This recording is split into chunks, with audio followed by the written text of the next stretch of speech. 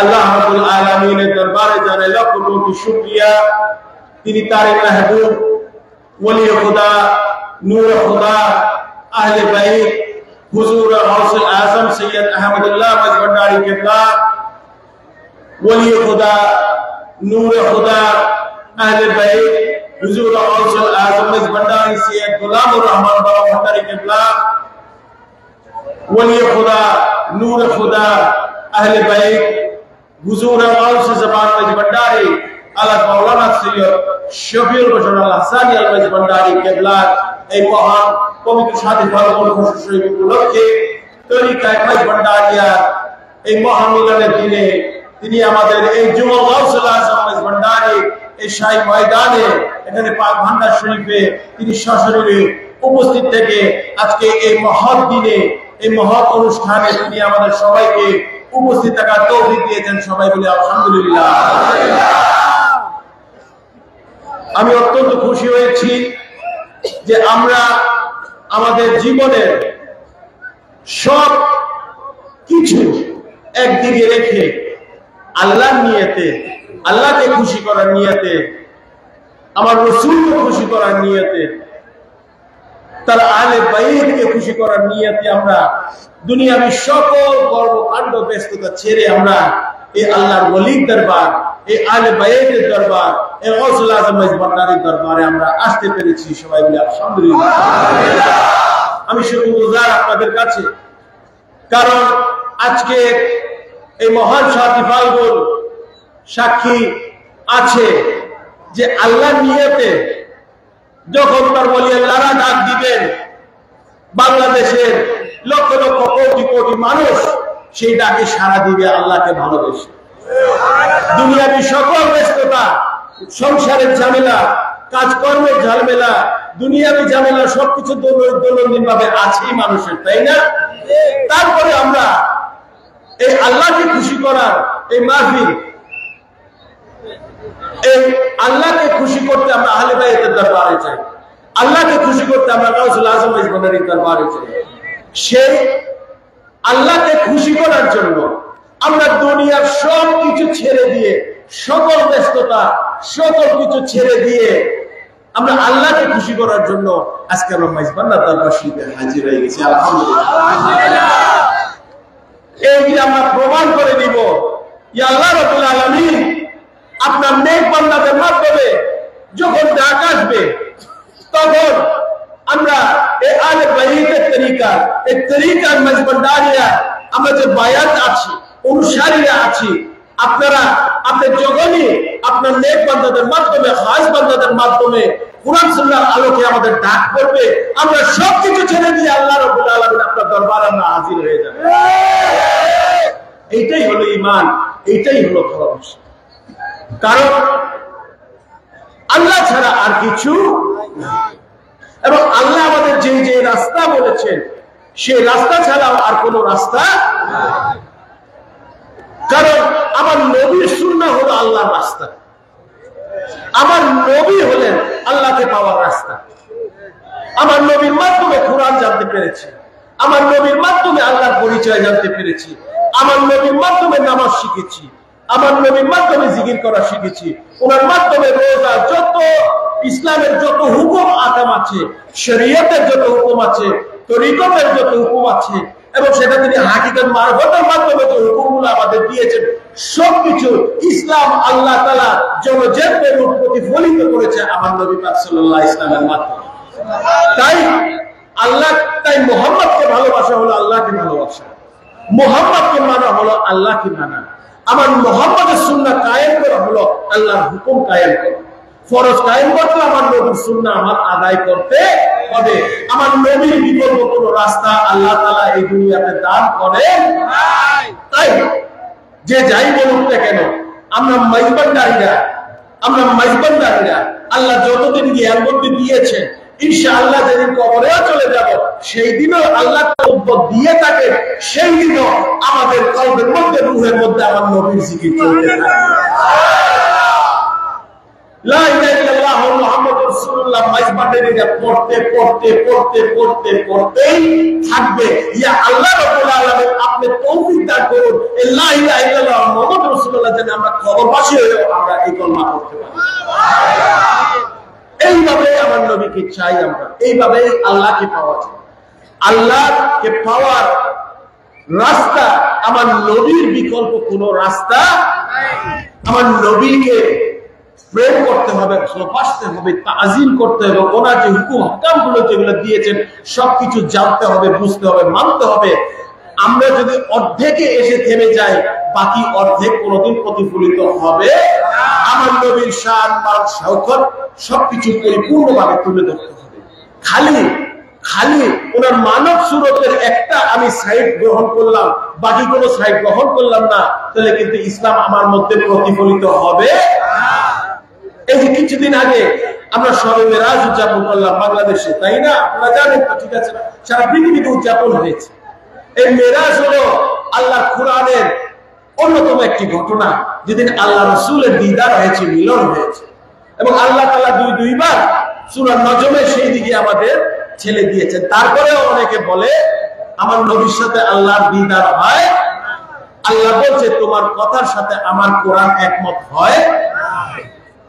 আমরা কোরআন পড়তে হবে, কোরআন বুঝতে হবে, এবং যে হাদিস শরীফ গুলো, যে সুন্নাহ গুলো রাসূলের আমরা পেয়েছি পরে আইনে ইখরামের মাধ্যমে, যারা হাদিস যারা সংগ্রহ করে আমাদের এই হাদিসগুলো উপহার দিয়েছে, সেগুলো জানতে হলে, বুঝতে হলে, মানতে হলে আমার নবীকে মানতে হবে এবং আল্লাহ কোরআনের হুকুমও আমাদের মানতে হবে। কোরআন সুন্নাহ ছাড়া একটা মুসলমানের কোনো বিকল্প রাস্তা। আপনারা মনে রাখবেন যে আমরা এই আখেরি জামানার পথচারী হয়ে গেছি। শেষ জামানায় আমাদের দেয়াল পিঠে থেকে গেছে, এবং এই আখেরি জামানার নবী হলেন মুহাম্মদ রাসূলুল্লাহ সাল্লাল্লাহু আলাইহি ওয়াসাল্লাম।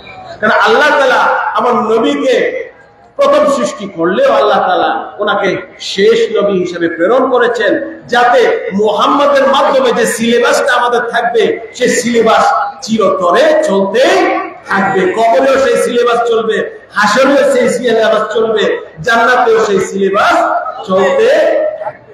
আমার রাসূলের সিলেবাস হলো ফাইনাল সিলেবাস। আমার অন্যান্য নবী পয়গম্বর এসেছেন, তাদেরকে আমরা অত্যন্ত সম্মানের সাথে, তাজিমের সাথে সেই তাদের ঘটনাগুলো আমরা পড়বো, তাদেরকে সম্মান করব। কিন্তু সেটা পরিপূর্ণ হয় যখন রাসূল পাক সাল্লাল্লাহু আলাইহি ওয়াসাল্লামের যখন আমার সুন্নাহ আমরা কায়েম করতে পারি, ওনার মাধ্যমে যে কোরআন শরীফের যে আমরা হুকুম পেয়েছি আল্লাহর তরফ থেকে, আল্লাহর কালামুল্লাহ শরীফ পেয়েছি, সেগুলো যখন আমরা আমাদের জীবনে প্রতিফলিত করি। আর মনে রাখবেন, গাউসুল আজম মাইজ ভান্ডারীর দরবার হলো আল্লাহর দরবার। এখানে খোলা দরবার, খোলা ময়দান, খোলা রওজা, খোলা সবকিছু খোলা। সবাইকে আমরা বুক পেতে এখানে আগমন জানাই। আমরা কোন দলাদলিতে বিশ্বাস করি? আমরা একটাই দলে বিশ্বাস করি, যেটা হলো আল্লাহর দল। আমরা সেই দলে বিশ্বাস করি, কারণ রাসূলুল্লাহর দলের মানুষ হবে আল্লাহর দলের লোক, আল্লাহর ওলিদের দলের মানুষ হবে আল্লাহর দলের লোক, আলে বায়াতের দলের মানুষ হবে আল্লাহর দলের লোক। আমরা নিজেরা আমাদের সমাজে আমরা অনেক বিভেদ সৃষ্টি করেছি। কিছু ফিতনা আছে যেগুলো আমরা আঙ্গুল দিয়ে না দেখানোর মতো থাকে, কিন্তু তাও আমি বলবো আমাদের ভাষা, আমাদের উপস্থাপনা, আমাদের মানুষ যেন এখানে স্বাগত অনুভব করে। মাইজবান্ডার দরবার শরীফে যে কেউ আমাকে এখানে আক্রমণ করছে, ওনাদের দেখেন, ওনারা তো ওয়াক্তে ওয়াক্তে নামাজ পড়তেছে, ওনারা তো আল্লাহর জিকির করতেছে, সারাদিন কোরআন সুন্নাহর তালিম চলতেছে, এখানে কোরআন সুন্নাহর লেখাকে কার্যক্রম হচ্ছে। তাই আমি মাইজবান্ডার দরবার শরীফের যারা আশিকানে মাইজবান্ডারীরা আছেন, যারা মুরিদানরা আছেন, যারা আলেম সাহেবরা আছেন, তাদেরকে বলবো আল্লাহ যেমন উদার, আল্লাহ রাসূল যেমন উদার, আল্লাহর কোরআন যেমন উদার, আমার রাসূলের সুন্নাহ যেমন উদার, এই যুবক মাইজবান্ডারীরা যেমন উদার, আপনাদেরকে নিজেদের উদার করে ফেলেন। এক সময় তারা আপনার দলে চলে আসবে। কাউকে নাম ধরে কোনো ছোট করবেন না। কারণ আপনি যদি আমাকে আক্রমণ করেন, আমি ডিফেন্সে চলে যাব। আপনি যদি আমাকে আক্রমণ করেন, আমি ডিফেন্সে চলে যাব, এবং আপনাকে আক্রমণ করার আরেকটা পায়তারা আমি খুঁজতে থাকবো। আসুক না, কারণ যখন আমার নবী পাক সাল্লাল্লাহু আলাইহি ওয়াসাল্লাম মক্কাতে বিজয়ী হলেন, বিদায় হজে, তখন মক্কাবাসীরা আমার রাসূলের কাছে এসেছে। তারা পরাজিত হতো, কারণ এই মক্কাবাসীরাই কিন্তু একদিন আমার রাসূলকে বাধ্য করেছেন মক্কা থেকে বের হয়ে যাওয়ার জন্য। তিনি ইয়াসরিব শহর যে সেখানে অবস্থান করেছিলেন, যেটা আমরা মদিনা নগরী হিসেবে আমরা এখন সুপরিচিত সারা বিশ্বে, যেখানে আমার রাসূল পাক সাল্লাল্লাহু আলাইহি ওয়াসাল্লামের রওজা মুবারক আছে। তারা তাড়িয়ে দিয়েছিল আমার নবীকে, তারা মক্কাতে থাকতে দেয় তাকে দেয় নাই, আহলে বায়াত রাসূলুল্লাহ সাল্লাল্লাহু আলাইহি ওয়াসাল্লামকে থাকতে দেয় নাই, সাহাবীদের থাকতে দেয় নাই। কিন্তু যখন শেষবার যখন আমার রাসূল পাক সেখানে গেলেন, সেখানে মক্কাতে বিজয় হলেন এবং তিনি মক্কাকে পরিষ্কার করে ফেললেন, যত মূর্তি আছে সবকিছু ভেঙে ফেললেন, সবকিছু হলো। তখন মক্কাবাসীরা আমার হুজুরের কাছে আসলো, আমার হুজুর পাক সাল্লাল্লাহু আলাইহি ওয়াসাল্লামের কাছে আসলো যে আমরা যে এত অত্যাচার করেছি আপনার উপরে, আপনার আল বায়াত রাসূল সাল্লাল্লাহু আলাইহি ওয়াসাল্লামের উপরে, আপনার পরিবারের উপরে, আপনার সাহাবীদের উপরে, আপনাদের জান মাল ঘরবাড়ি কোনো কিছু আমরা রাখতে দেই, আপনাকে এই শহরেও থাকতে দেন। এখন কি সেটার প্রতিশোধ হবে আমাদের উপরে? আমার রাসূল সাল্লাল্লাহু আলাইহি ওয়াসাল্লাম বলেছে, আমার সুন্নায় আল্লাহর কোরআনের হুকুমে কোনো প্রতিশোধ বলে কোনো কথা তিনি ক্ষমা করে দিয়েছেন তাদেরকে। আমরা যদি রাসূলুল্লাহ দরবার হিসেবে দাবি করি, আল্লাহর দরবার হিসেবে দাবি করি, সেই উদারতা আমাদের মধ্যে থাকতে ভুলকে ইস্যু ভিত্তিক করেন। কাউকে গালি দিতে হয় না, কাউকে নাম ডাকতে হয় না, কাউকে ছোট করতে হয় না। এটা গাউসুল আজম মেজবান্ডারির তরিকার মধ্যে পড়ে, কারণ গাউসুল আজম মেজবান্ডারি আমার যখন এসেছেন এখানে কি অটোমেটিক সময় মেজবান্ডারি ছিল? ছিল তো একজন একজন দুজন দুজন করে করে করে করে করে করে এভাবে এভাবে করে করে এখন লক্ষ লক্ষ কোটি কোটি মানুষ সারা পৃথিবীতে মেজবান্ডারি অনুসারীরা ছড়িয়ে আছে, তাই না? কেউ আমাদের খারাপ বলতেছে, কেউ আমাদের ভালো বলতেছে। এখন আমরা কি প্রতিশোধ নিব নাকি রাসূলের সুন্নাহ আমরা মানব? কারণ সেইটাই হলো আমাদের ইস্যু ভিত্তিক যে জবাব দিতে হবে, যে ভুলগুলো বলতে হবে, উপস্থাপন করতে হবে, সেগুলো আমরা বলবো। কিন্তু আমরা আবারও বারবার বলছি, আপনারা আসেন, দেখেন আমাদের চালচলন, দেখেন আমাদের কথাবার্তা, দেখেন আমাদের কার্যক্রম, দেখেন ওই দুই একটা ইস্যু আপনারা করে দিচ্ছেন। বাংলাদেশের স্বাধীন হয়েছে এই আগামী মার্চ মাসের 26 তারিখ 54 বছর পূর্তি হবে না? 26শে মার্চ থেকে নিয়ে 26শে মার্চ কত ধরনের কত ঘটনা ঘটেছে, ইসলামের নামে কতটা ঘটনা ঘটেছে। আপনারা 54 বছরে মেজবান্ডারের নামে একটা অবিচার অন্যায় হয়েছে বা জঙ্গি হামলা হয়েছে কি আমাকে দেখাইতে পারবে? অন্যান্য দলের নামে কিন্তু সেগুলা, কারণ আমরা উগ্রতা প্রমোট করি না, আমরা হিংস্রতা প্রমোট করি না, আমরা ধ্বংসের ইসলাম প্রমোট করি না, ধ্বংসের রাজনীতিতে আমরা বিশ্বাস করি না, একে অপরকে গালি দিয়ে আমরা বিশ্বাস করি না। আমরা মনে করি এটা যদি সহিভাবে আল্লাহর দরবার হয়ে থাকে, রাসূলের দরবার হয়ে থাকে, আমরা সবার জন্য উন্মুক্ত।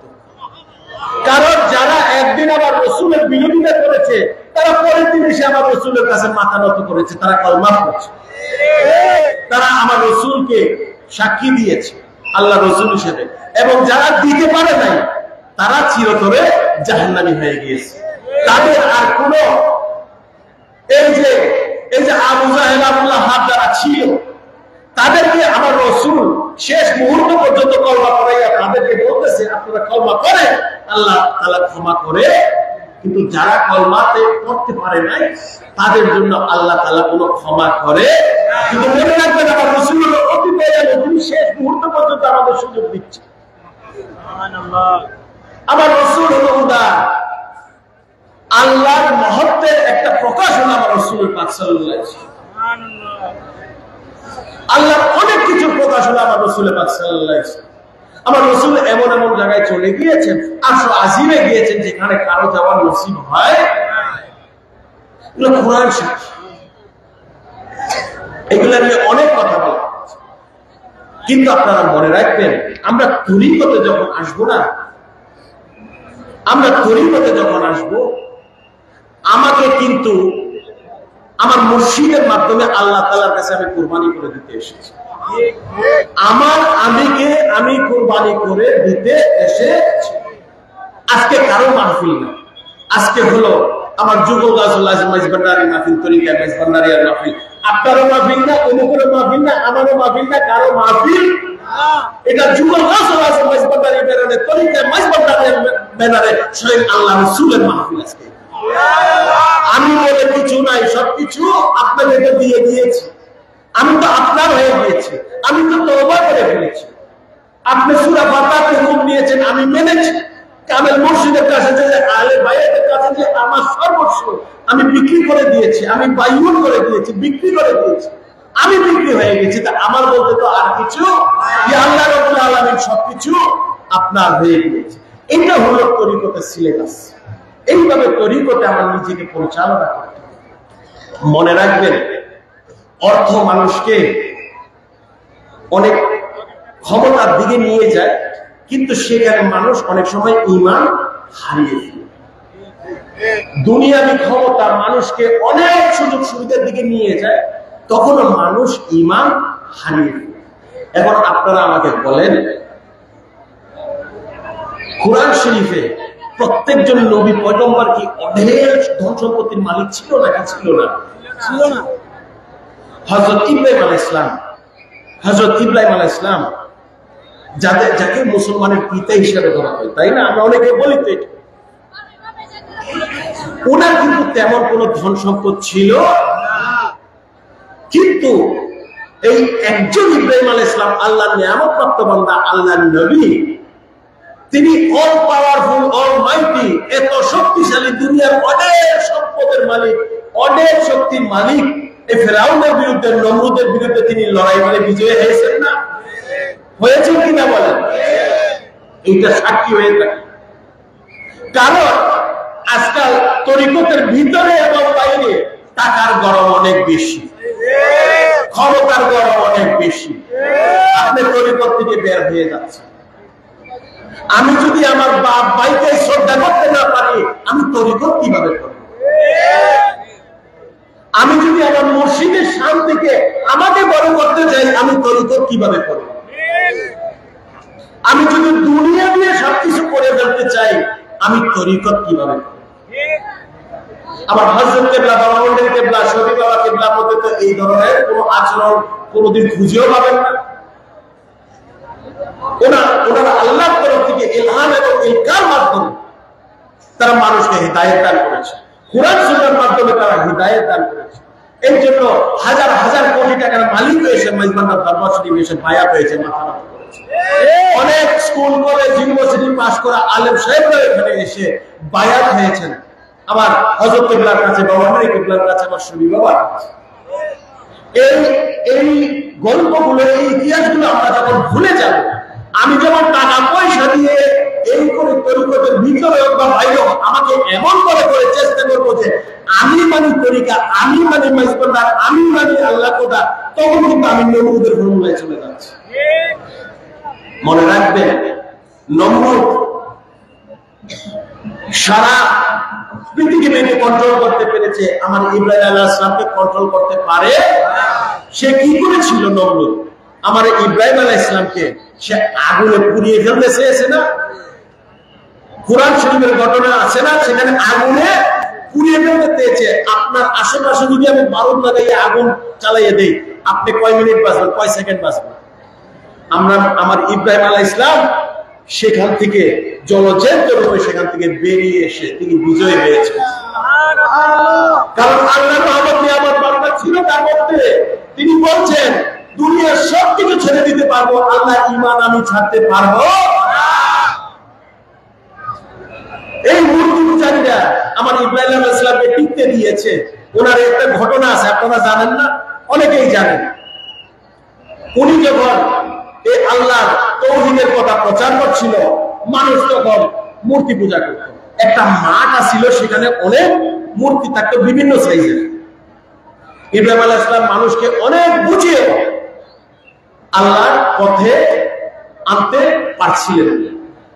আল্লাহর তরফ থেকে বুদ্ধি এসেছে। তিনি কি করেছেন? রাত্রেবেলা মানুষ কি করে? ঘুমায়। তিনি কি করছেন? ওই মাঠে যাইয়া বড় মূর্তিটা রাইখা সব মূর্তি ভেঙে ফেলেছে সেখানে।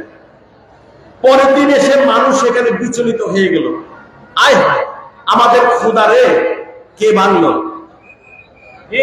ইব্রাহিম আলাইহিস সালাম বলতেছে খোদারে কিন্তু মারতে পারে, ধ্বংস করতে পারে, তো তোদের খোদা এভাবে ভেঙে পড়ে আছে কেন? পরের দিন মানুষ বলতেছে কি হইল, এ কি ঘটনা হইল?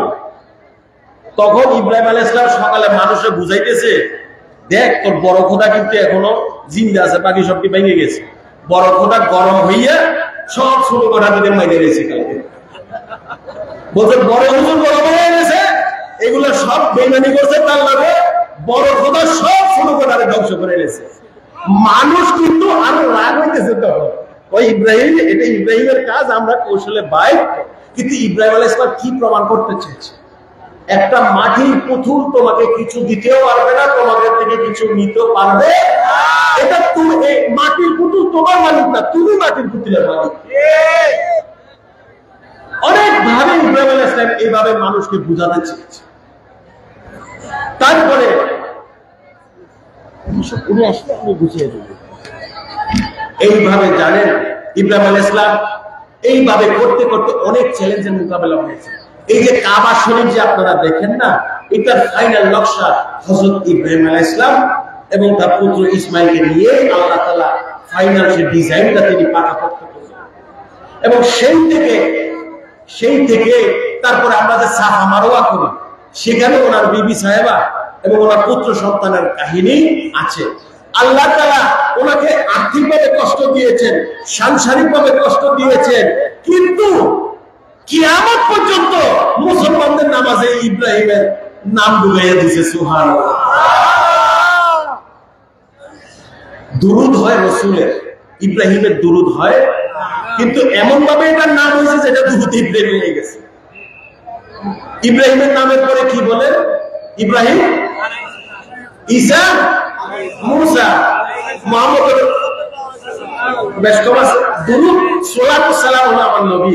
তারপরে আপনি যারা যারা দিবার কোনো সমস্যা।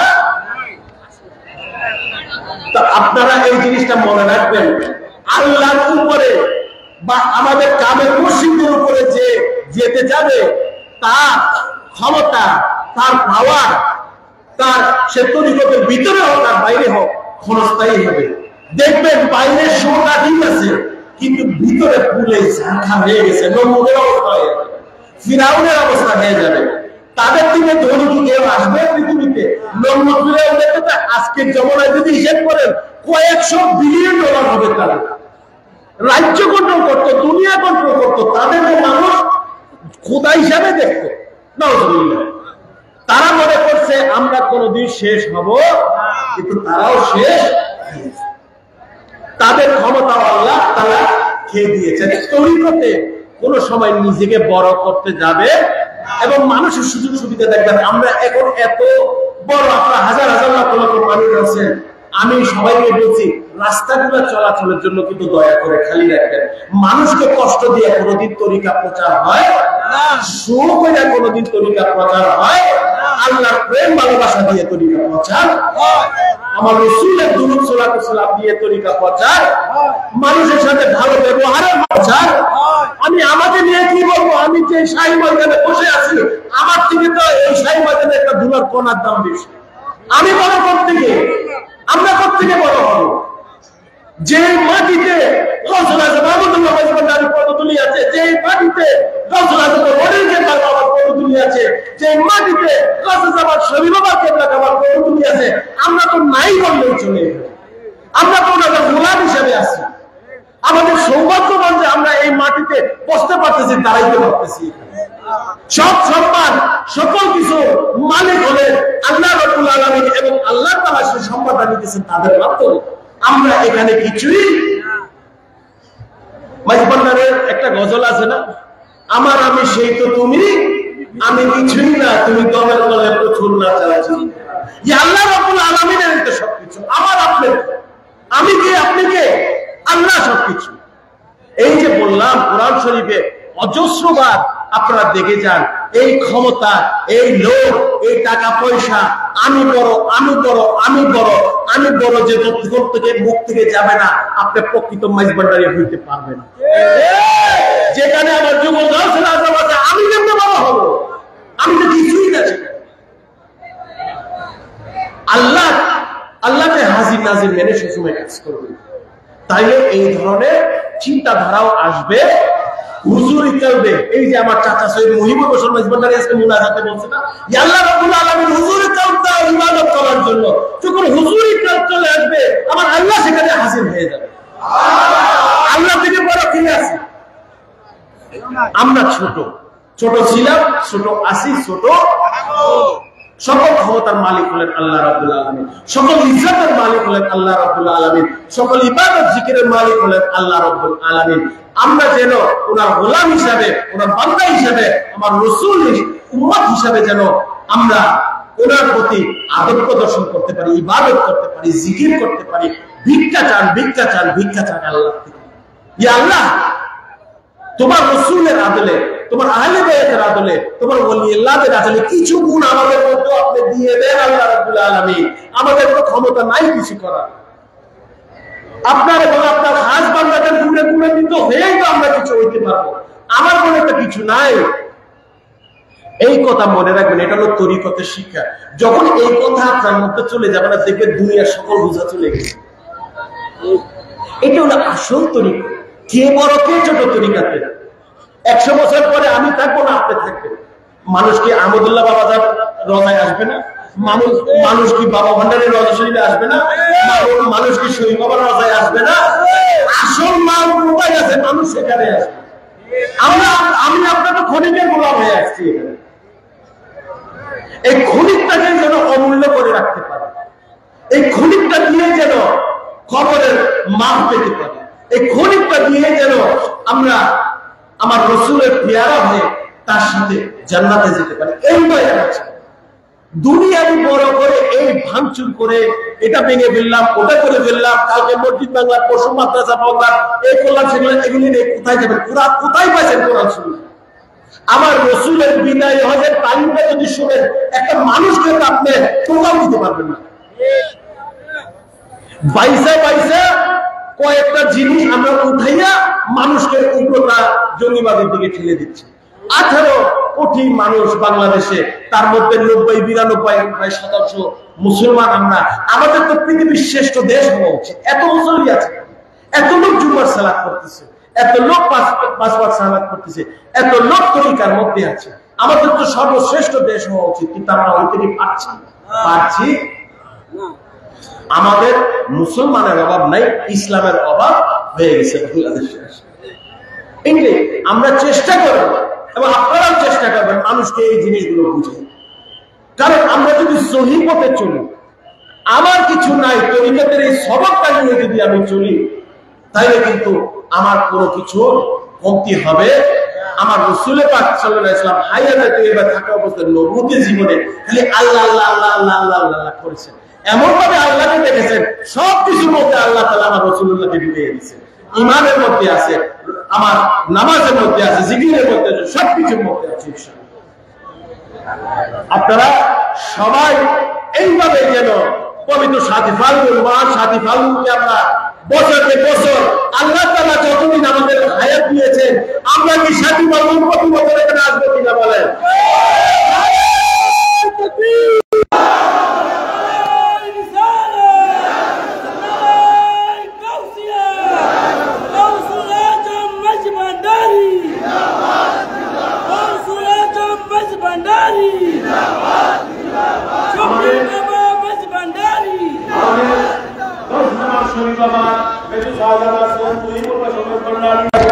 আমাদের মঞ্চে আগমন করেছে।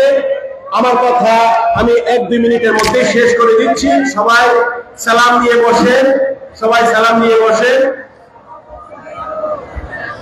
এবং মনে রাখবেন, কাউকে যখন সম্মান দিবেন, কাউকে যখন বড় করবেন, সেই সম্মানের জবাব, সে বড় করার জবাব, সে ভালো জিনিসের জবাব আল্লাহ রাব্বুল আলামিন আপনাকে দিয়ে। কাউকে সম্মান করলে কেউ ছোট হয়, কাউকে সালাম দিলে কেউ ছোট হয়। মনে রাখবেন, আমার এই কথাগুলো আপনারা স্মরণের মধ্যে রাখবেন এবং একটা ওয়াদা করে যাই আমরা আজকে, যতদিন পর্যন্ত এই দেহে প্রাণ আছে, প্রতি বছর সাথী ফাল্গুন আমরা মেজবান্ডার শরীফে উপস্থিত থাকি। সবাই আমার অন্তর থেকে দোয়া, ভালোবাসা, শুকরিয়া নেবেন। কারণ আপনারা হলেন গাউসুল আজম ভান্ডারীর বাগানের এক একটা ফুল। ফুল ছাড়া বাগানের সৌন্দর্য হয়? বাগান আরো বড় করব, আরো মহাসমারোহে যেন আমরা এইভাবে মহান সাথী ফাল্গুন বছরকে বছর উদযাপন করতে পারি, সেই আশা ব্যক্ত করে আমার কথা এখানে শেষ করছি। শেষ করার আগে পবিত্র রমজান মাসের শুভেচ্ছা এবং ভালোবাসা এবং দোয়া আপনাদের জানিয়ে দেই। আমাদের এখানে মাইজবান্ডার দরবার শরীফের পক্ষ থেকে আমাদের বিভিন্ন ইফতার মাহফিলের আয়োজন হবে। সেগুলো আপনারা যে যে মঞ্জিল ভিত্তিক বা যে যে পীর সাহেব যার সাথে জড়িত আছেন সেখান থেকে আপনারা দাওয়াত পেয়ে সেই ইফতার মাহফিলগুলোতে আপনারা অংশগ্রহণ করবেন।